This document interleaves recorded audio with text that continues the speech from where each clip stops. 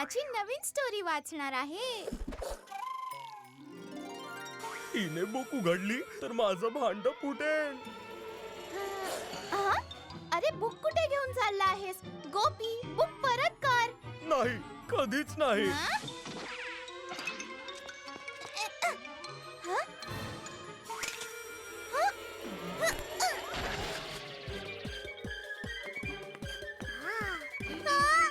रस्त्यातून बाजूला हो.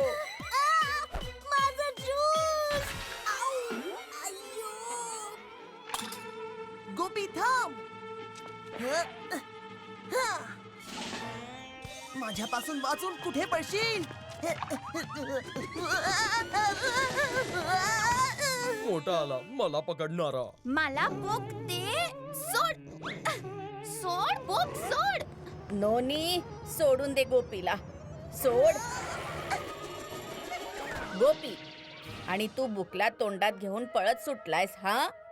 तेच तर अम्मा, मी तर तुझी स्टोरी वाचायला चालले होते, पण गोपी माझी बुक घेऊन पळतोय.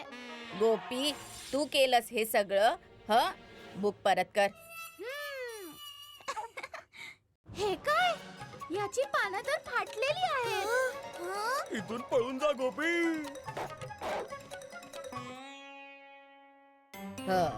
हे तर गोपीच्या पायांचे ठसे आहेत.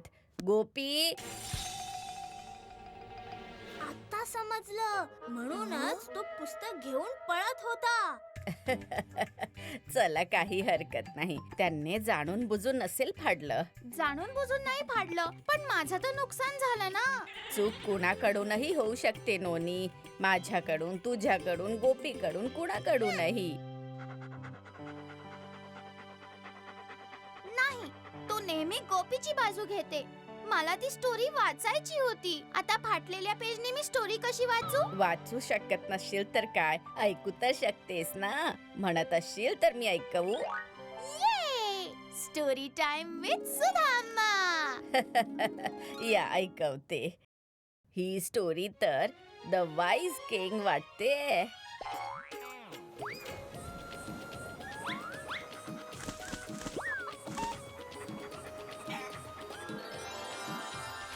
The wise king. खूप वर्षांपूर्वीची गोष्ट आहे. वीरवरा नावाचा एक मुलगा होता, जो एका समुद्री जहाजावर काम करायचा. त्याच्या एका समुद्री यात्रेदरम्यान एका तीव्र गतीच्या वादळाने त्याचं जहाज नष्ट करून टाकलं. सगळं काही विखुरलं. दुसऱ्या दिवशी सकाळी बेशुद्ध वीरवराचे डोळे उघडले, तेव्हा त्याला तो एक अनोळखी बेटावर पडलेला आढळला. मी कुठे आहे? कुणी आहे का? कुणी आहे का? कुणी आहे का? खूप दूरवर चालल्यानंतर वीरवराला अखेर एक शहर सापडलंच. लोक सापडली.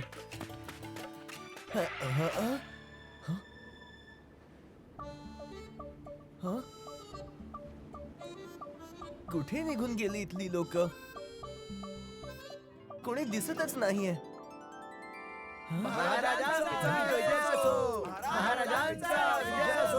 महाराज कुठे? अरे अरे अरे अरे अरे, हे सगळं काय होत आहे आणि मला कुठे घेऊन जात आहेत? हे बेट जरी दिसायला कितीही सुंदर असलं तरी पण इथले नियम तितकेच विचित्र आहेत. इथल्या नियमानुसार जो कोणी माणूस इथे वाहून किंवा हरवून येतो त्याला ते त्यांचा नवा राजा बनवतात आणि आयुष्यभरासाठी जुन्या राजाला निर्जल बेटावर पाठवून देण्यात येतं. ज्याने राजा बनून इथली सेवा केली त्याला आयुष्यभरासाठी निर्जन स्थळी राहावं लागेल? हे तर खरोखर विचित्र आहे. तसं सध्या इथले राजा कोण आहेत? मी. वीरवराच्या आत्ता गोष्ट लक्षात आली की तो माणूस एवढा उदास का होता. कारण आता राजमहाल सोडून त्या निर्जन बेटावर जायची पाळी त्या वृद्ध व्यक्तीची होती. बेटाच्या नियमानुसार पुढच्या क्षणी वीरवरा महाराज वीरवरा बनला होता. त्याचा समजूतदारपणा आणि दयाळू स्वभावामुळे लोक त्याच्यावर खूप प्रेम करायचे.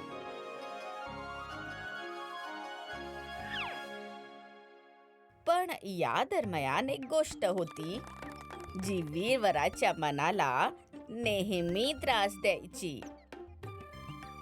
आणि ती होती की एक दिवस कोणी दुसरा राजा बनून येईल आणि त्या दिवशी त्याला सुद्धा निर्जन बेटावर जावं लागेल.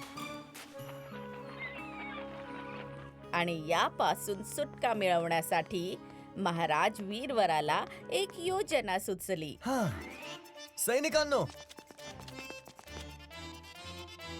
पावसाळ्याच्या ऋतूमध्ये समुद्रकिनारी राहणाऱ्या लोकांचं घर सहसा वाहून जातं.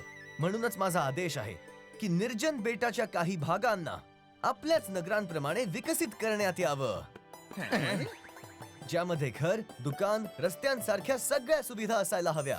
निर्जन बेटाला? पण महाराज, तिथे तर केवळ इथून निरोप दिलेल्या राजालाच राहायचं असतं. हा माझा सल्ला नाही, माझा आदेश आहे. जशी आज्ञा महाराज. महाराज वीरवराच्या आदेशानुसार निर्जन बेटाच्या काही भागातलं जंगल तोडून त्याला विकसित करायचं काम सुरू झालं.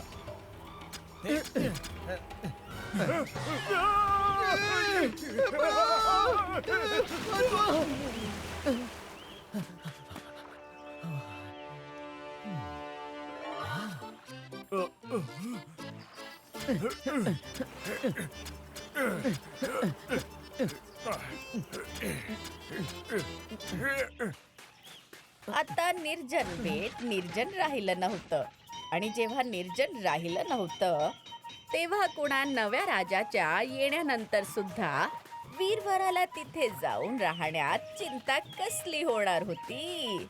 अशा प्रकारे त्याची ही योजना तर काम करून गेली आणि तो निश्चिंत होऊन राजकारभार चालवू लागला. तेव्हा एक दिवस महाराज, महाराज, महाराज, खूप दूरवर एका मोठ्या जहाजाच्या बुडण्याची बातमी आलेली आहे.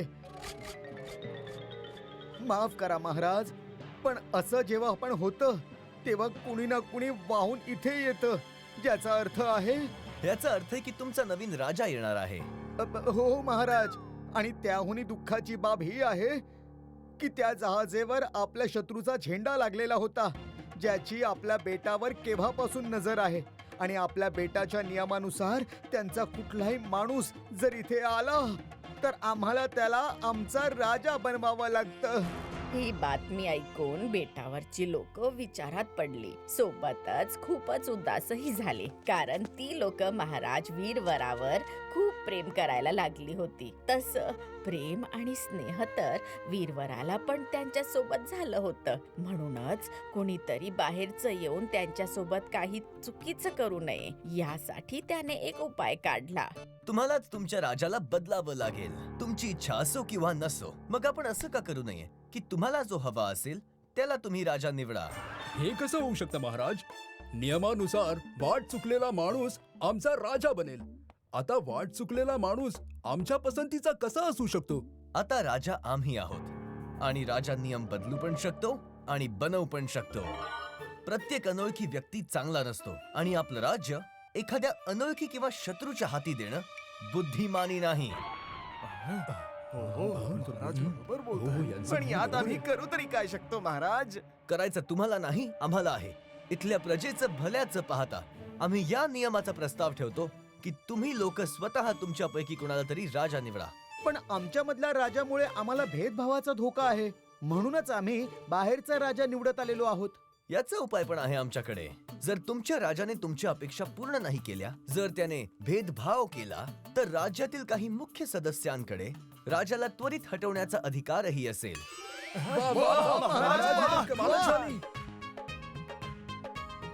ही तर तुम्ही खूप चांगली गोष्ट सांगितली. आम्ही सगळे तुमच्या विचाराशी सहमत आहोत.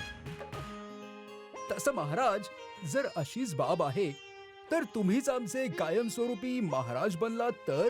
नाही मित्रा, आता माझी इथून निघायची वेळ झाली आहे. आता तुम्हालाच तुमचा राजा निवडायचा आहे.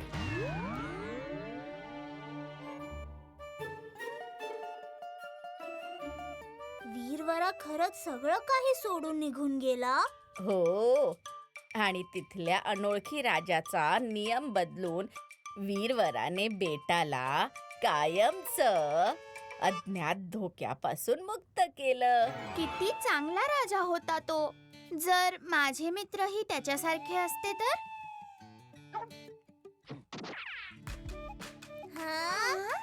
ये!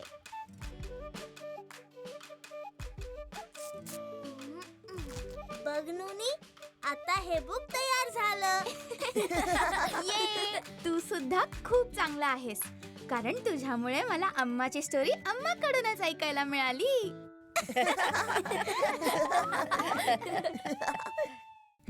If you like this video, subscribe to our channel Murthy Media. कुठल्याही गप्पात येते मी अलगद, हवं ते चाखते, गट्टम करते, साधा सा खरा खरा किस्सा सांगते. आलेच मी आंबट गोड घेऊन, चुलबुल